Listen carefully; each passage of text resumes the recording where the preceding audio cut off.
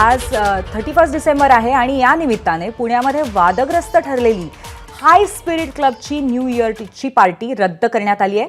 जनजागृतीचा दावा करत पार्टीत होणार होतं कॉन्डोम्स आणि ORSचं वाटप। या वाटपावरनं वाद पेटला होता आणि त्या निमित्ताने ही पार्टी रद्द करण्याचा निर्णय घेण्यात आलेला आहे।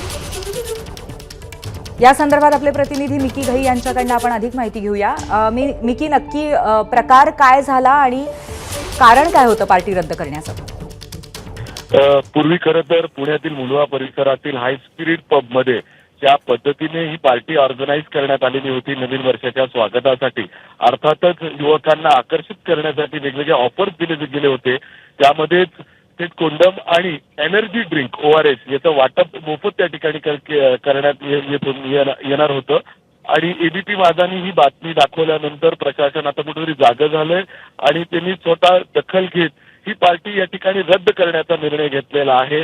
त्या पबवर कारवाई करू असे देखील या ठिकाणी एका अर्थाने त्यांनी आदेश दिलेत आणि आता या पबकडून ही पार्टी रद्द करण्याचा निर्णय या ठिकाणी घेण्यात आलेला आहे। अशी कुठलीही पार्टी पुण्यामध्ये होणार नाही, कारण पुणे हे संस्कृतीचं माहेर घर आहे।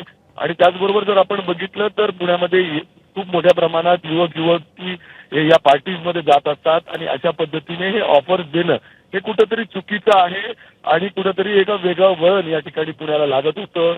बऱ्याच लोकांनी याच्यावर हरकत देखील नोंदवली आणि एबीपी माझानी बातमी केल्यानंतर आता ही पार्टी रद्द करण्यात आलेली आहे। अशी कुठलीही पार्टी आता पुण्यामध्ये होणार नाही, ज्या पद्धतीने तिथं कोंडम आणि एनर्जी ड्रिंक्सचं त्या ठिकाणी वाटप होणार होतं।